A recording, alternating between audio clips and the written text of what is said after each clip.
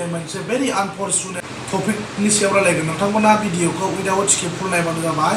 जेब्ला प्रमद बर'आ आबसुनि प्रेसिडेन्टशिपआव दङमोन, आबसुनि दैदेनगिरि जादोंमोन एबा दैदेनगिरि जानाय टाइमाव प्रमद बर'आ बुंदोंमोन जेब्ला रेल लामा जथेदोंमोन डिभाइड आसाम 50-50 ओरै 50 ओरै 50 माथा लान्था हख्लानानै लान्था बानायनानै नो बड'लेण्ड नो रेस्ट डिभाइड आसाम 50-50 आनटिल आनलेस जेब्लासिम जोङो बड'लेण्ड मोना अब्लासिम कन्टिनिउवासलि जोंनि मुभमेन्टआ जाबाय थागोन होननानै बिथांमोना बुंदोंमोन। बाट प्रमद बर'आ जेब्ला बर' रायजो राजाफोरखौ लानानै आन्दालन खालामदोंमोन, रेल लामा जथेनाय, अबावबा ट्रेन लामा होबथानाय, बास बन्द खालामनाय, राजा लामा होबथानाय, लामा लामा मास गेदारिं खालामनाय, सुबुं गौमा खालामनाय हाबाफारि गोबां लाबोबाय थादोंमोन। नाथाय प्रमद बर'आ दिनैनि दिनाव लाजिनांगौ। बिथाङा जेब्ला दैदेनगिरिमोन बै टाइमाव दुलाराय बर' फरायसा आफादनि सासे दैदेनगिरिमोन। बे टाइमाव प्रमद बर'आ बुंदोंमोन आलादा रायजो सेपारेट स्टेट मोननो थाखाय जेबो क्राइटेरियानि गोनांथि गैया होननानै प्रमद बर'आ बुंदोंमोन। जेब्लानो सेन्ट्रेल सरकारा गोसो जायो अब्लानो जोंनो आलादा रायजो सेपारेट स्टेटखौ खालामनानै होनो हायो होननानै प्रमद बर'आ बुंदोंमोन। नोंथांनि स्ल'गान होबोनाय, नोंथांनि जि जाथिनि थाखाय आन्दालन खालामबोनाय दिनै मा जाखो? व्हाट हेपेन? दिनै जोंनि रायजो राजाफ्रा नुगासिनो दङ आरो नुबावगोन। जेब्ला बिथाङा आन्दालन खालामोमोन बबेबा जायगायाव एनि प्लेस जुदि सुबुं गौमा बबेबा माबा मोनसे जुदि हाबाफारि लायोब्ला आलादा रायजो सेपारेट स्टेटनि थाखाय जुदि माबा मोनसे कार्यकुसि एबा हाबाफारि एबा प्रग्राम लायोब्ला अबावबा राजा लामा जथेनाय, ट्रेन लामा जथेनाय गोबां बेबायदिनो बिथाङा हाबाफारि लाबोदोंमोन। जेब्ला बे मिटिङाव बिथाङा स्पिच होयो, जेब्ला लेक्सार लाखियो, डेट टाइम प्रमद बर'आ बुङोमोन हाग्रामा महिलारि बिथाङा बड'लेण्ड मोननायनि जेबो क्राइटेरिया गैया होननानै बुंदों, बड'लेण्ड नाङा होनदों होननानै बुंदों। देयार इज नो criteria for the separate state होननानै हाग्रामा महिलारिया बुंदों होननानै आबसुनि दैदेनगिरि प्रमद बर'आ बुंदोंमोन। बै टाइमाव बिथाङा बेबायदि बुंनायाव हाग्रामा महिलारि बिथांखौ रायजो राजाफोरनि सिगाङाव एबा पाब्लिक मिटिङाव बुंदों सासे बिटिसिनि चिफ जालायलायनानै हाग्रामा महिलारिया मानो बेबायदि खोथाखौ मानो बुंनांगौ होननानै रायजो राजाफोरनि सिगाङाव प्रमद बर'आ सावनानै होदोंमोन। बिथाङा इनकारेजसो होनांगौ, थुलुंगासो होनांगौ। आलादा रायजो सेपारेट स्टेटनि जि धरना खालामनाय, जि मुभमेन्ट खालामनाय, जि आन्दलन खालामनाय बेयाव हाग्रामा महिलारि बिथाङा सापर्टसो खालामनांगौ होननानै प्रमद बर'आ बुंदोंमोन। नाथाय आनफर्चुनेटलि हाग्रामा महिलारिया बेबायदि बुंनाया जोंनि थाखाय बर' रायजो राजानि थाखाय जोबोद दुर्भाग्यजनक आरो दुखु नांथाव होननानै प्रमद बर'आ बुंदोंमोन। नाथाय दिनै नोंथांनि बड'लेण्ड मोननायनि जि क्राइटेरिया बहाथो बोरो? What is your criteria for the separate state? Bodoland मोननायनि जि क्राइटेरिया दङ होननानै नोंथाङा समाव सारबोदोंमोन। दिनै बड'लेण्डखौ मोनबाय नामा रायजोफोर? कमेन्ट बक्सआव लिरनानै हर। क्राइटेरिया एन्ड पलिसि दङ होननानै आलादा रायजो सेपारेट स्टेटनि थाखाय बड'लेण्ड मुभमेन्ट खालामदोंमोन। नाथाय नोंथांनि बड'लेण्डआ बोरो? हाग्रामाया बै टाइमाव जेब्ला बिटिसिनि चिफमोन बे टाइमाव बिथाङा बुंदोंसो क्राइटेरिया गैथ'वा, जाथ'वा, मोनथ'वासो होननानै बुंदों। खिन्थु हाग्रामा महिलारि बिथाङा बुङाखै I don't want separate state होननानै बिथाङा बुङाखै। मोनगोन, टाइम नांगौ होननानै बिथाङा बुंदोंमोन। नाथाय बेखौनो प्रमद बर'आ रायजो राजाफोरनो थगायनानै हाग्रामानो बड'लेण्ड नाङानो 10% हाग्रामाया बड'लेण्ड मोना होननानै बेबायदि बुंदों, जाया माया बेबायदि खोथा बुंदों होननानै प्रमद बर'आ रायजो राजाफोरनो बेखौ ससियेल मिडियानि गेजेरजों आरो स्पिच होनानै पाब्लिकफोरनो फोरमायदोंमोन। नाथाय हाग्रामा महिलारिया बुङाखै बड'लेण्ड नाङा, आइ डन्ट वान्ट बड'लेण्ड, उइ डन्ट वान्ट बड'लेण्ड होननानै बिपिएफ पार्टि एबा हाग्रामा महिलारिया माब्लाबाबो बुङाखै। बेखौ आबसुनि दैदेनगिरि प्रमद बर'आ जेब्ला आबसुनि प्रेसिडेन्टआव दङमोन बे टाइमाव बुंदों। रायजो राजाफ्राबो नंगौ सानदों। जोंनि गामि ओनसोलनि रायजो जानाय गरिब गुन्द्रा सुबुं जिसिबां गोरों गोरा दं गोरों गोरा गामिनि जि बोराय बेन्थ जाम्बा जाम्बि बिथांमोना गोबां माने प्रमद बर'नि आलादा रायजो सेपारेट स्टेट बाहागोआव आलादा रायजो सेपारेट स्टेटनि जि मुभमेन्ट खालामनाय बे मुभमेन्टआव बाहागो लादों पार्टिसिपेट खालामदों नाथाय प्रमद बर'आ आनफर्चुनेटलि दिनै बड'लेण्ड बिग्रा मानसिया दिनै दिल्लीयाव बड'लेण्ड नांला होननानैसो साइन खालामनानै फैदों हमारा जो मांग है ये फुलफिलमेन्ट हो गया है होननानै बिथाङा बुंबाय बे एकर्डजोंनो बर'नि हमारा जो बर' लोगों का जो समस्या है ये बीटीआर एकॉर्ड से फुलफिलमेंट हो गया है आज से हमको सेपारेट स्टेट बड'लेण्ड नहीं चाहिए होननानैसो दिल्लीयाव प्रमद बर'आ साइन खालामनानै फैदों that means we don't want Bodoland criteria दङ होननानै आलादा रायजोनि मोननायनि सिस्टेम दङ होननानै खुनु क्राइटेरियानि गोनांथि गैया होननानै प्रमद बर'आ बुंदोंमोन जुदि गैयाब्ला दिनै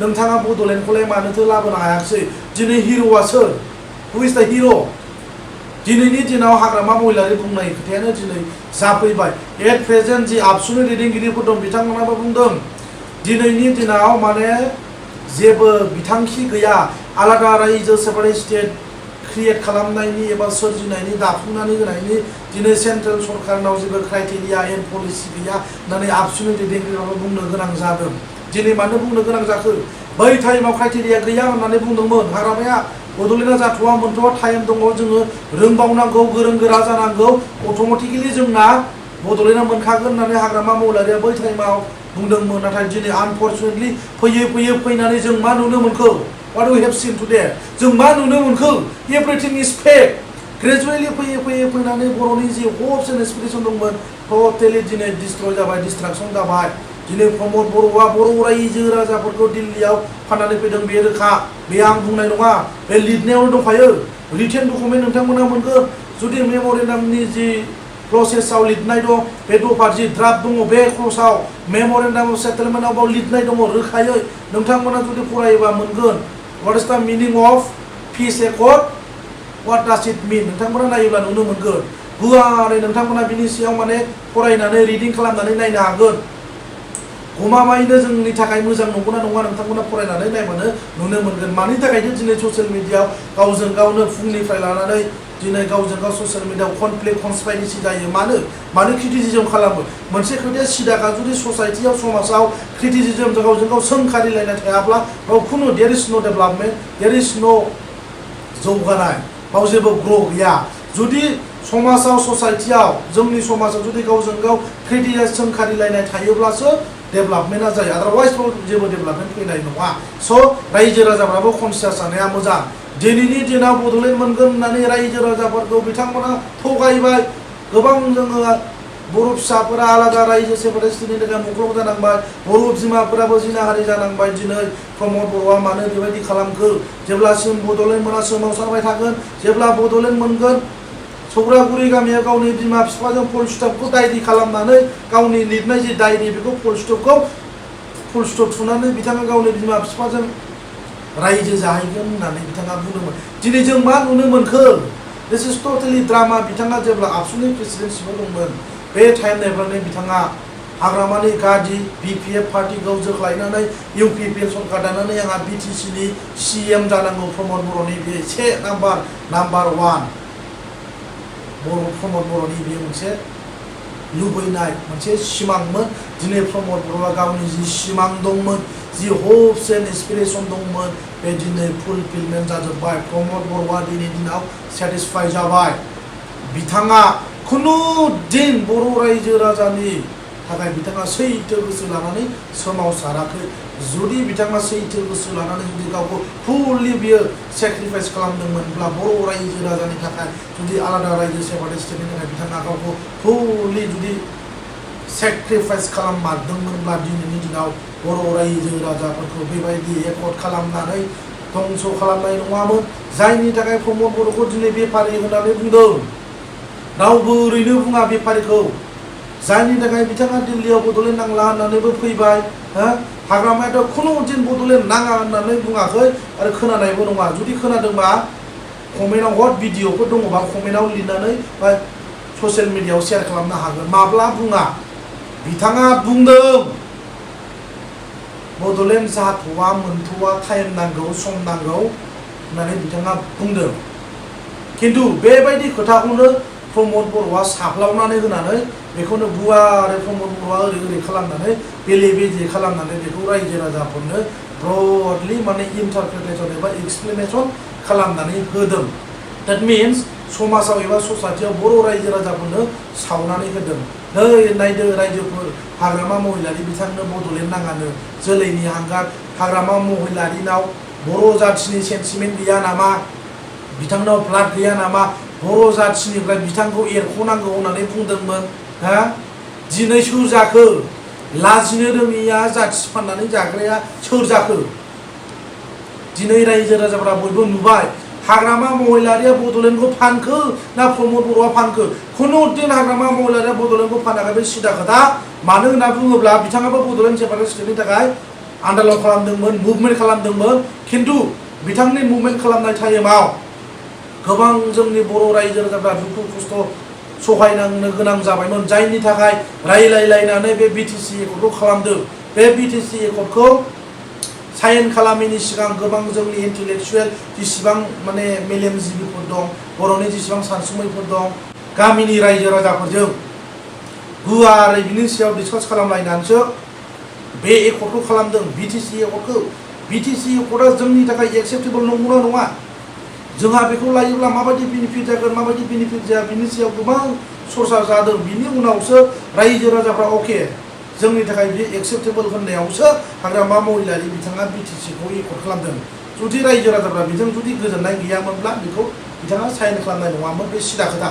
ओमफ्राय 2 नाम्बाराव प्रमद बर'आ बिटिआर सुक्ति खालामैनि सिगां रायजो राजाफोरनो बिनि सोमोन्दै जेबो फोरमायाखै। बे बिटिआर एकर्डआ एबा पिस एकर्डआ जोंनि बर' रायजो राजाफोरनि थाखाय एक्सेप्टेड नंगौना नङा, बेखौ लायोब्ला जोंहा माबायदि बेनिफिट जागोन, लायाब्ला माबायदि जागोन, लायोब्ला माबायदि बेनिफिट जागोन, बिनि सायाव गुवारै प्रमद बर'आ बिनि सायाव इलाबरेट जेबो खालामाखै। जायनि थाखाय बेबायदि गावनि गोसो बायदि दिनै बिथाङा एकर्ड खालामनानै दिनै बर'नि जि सिमां दंमोन, बर'नि जि गोदानसिन दाबि, oldest demand, which is known as separate state, बे सेपारेट स्टेटखौ प्रमद बर'आ दिल्लीयाव फानदोंसो। दिनै लाजिनो रोङिया सोर? बर' जाथिखौ फानग्राया सोर? हु इज द सेलार? प्रमद बर'आनो नाम्बार 1 सेलार। दिनैनि दिनाव हाग्रामाखौ सेलुट खालामनांगौ जोंनि रायजो राजाफ्रा। मानो होननानै बुङोब्ला बिथाङा आलादा रायजो सेपारेट स्टेटनि थाखाय गोबां खामानि मावदों आरो उइथिन 17 इयार्सआव जोंनि बिटिसिआव हिउज डेभेलप जादों। बिफोर बिटिसि एकर्ड देयर इज नो एनि new infrastructure, no any new development, जेबो गैयामोन। आफ्टर साइनिं बिटिसि एकर्ड बिनि उनावसो जोंनाव गोबां हिउज डेभेलप जादों, गोबां जौगानाय फैदों। जुदि खालामामोनब्ला बिटिसि एकर्डआव खुनु उन्नति, खुनु जौगानायानो फैनाय नङामोन। दिनैसिम जोंनि क'क्राझार, जोंनि बिटिसिआ बेबायदि जानाय नङामोन। आरो गिदिर गिदिर इउनिभारसिटि लाबोबाय, फरायबाय, लेखा फरा रोंबाय जोंनि लाइमोनफ्रा। दिनै सोरबा गोरों गोरा जाबाय, एमएससि, बिएससि, एलएलबि, हा डिफारेन्ट टाइप्सनि गोबां रोखोमनि एनि काइन्ड अफ बिथांमोना लेखा फरायबाय, सोरबा प्रफेसार जाबाय। दिनै बेफोरबायदि अपरचुनिटिया हाग्रामा महिलारिनि नाजानायाव जों मोननो हादों। बिथाङा जुदि बेबायदि खालामामोनब्ला, बेबायदि एग्रिमेन्ट खालामनानै जुदि लाबोआमोनब्ला दिनै जोंनि बर' रायजो राजाया नैबे लेभेलावबो सौफैयामोन आरो जोंनि लाइमोनफ्रा रावबो लेखा फरा फरायनो बेबायदि चान्स मोननाय नङामोन, लेखा रोंनाय नङामोन, जों बबाव फरायहैगौमोन? साननानै नायदो, दिनै आन्दलनखारि मानसिया प्रमद बर'आ दिनै मानो बेबायदि गावनो बुंनो गोनां जाखो? बड'लेण्ड मोननायनि जेबो माने बिथांखि गैया, क्राइटेरिया गैया। सोर बुंदों, बबे लेखायाव लिरनाय दङ बड'लेण्ड मोननायनि सेपारेट स्टेट सोरजिनायनि थाखाय जेबो माने क्राइटेरिया गैया होननानै? खुनु दिन माने क्राइटेरियानि गोनांथि गैया। गोसो जायोब्लानो इन्डिया सरकार, सेन्ट्रेल सरकारा बेखौ सावरायनायनि गेजेरजों सेपारेट स्टेटखौ दानानै होनो हायो होननानै प्रमद बर'आ बुंदोंमोन। नोंनि खोथाफ्रा, नोंनि गिदिर गिदिर खोथा बुंनाय दिनै मा जाखो? जायनि थाखाय आं बे खोथाखौ बुंदों। इंराजियावबो मोनसे एग्जाम्पल दंखायो, हिस्टरि रिपिट इटसेल्फ होनना बुंदों। इन द ससाइटि रिफ्लेक्सन जायो, रिफ्लेक्टिं जायो। मानो? समाजाव अबियासलि बेफोरबायदि खोथाखौ बुरखांखागोन। दिनै हिर'आ सोर? हाग्रामाया जि खामानिखौ मावो गासिबो ट्रुथफुलनेस, गासिबो सैथो, गासिबो बिलिभेबल। खिन्थु प्रमद बर'नि जि खोथा बुंनाय, एभ्रिथिं इज आनबिलिभेबल, आनएक्सपेक्टेड। ओंखायनो फाइनालि आं जोबथारनायाव बे भिडिअनि गेजेरजों रायजो राजाफोरखौ आपिल खालामो, नोंथांमोना भिडिअखौ बयनोबो शेयार खालाम, जाहाथे बयबो रायजो राजा मोननो हायो। लोगोफोर, थेंक इउ स' माच।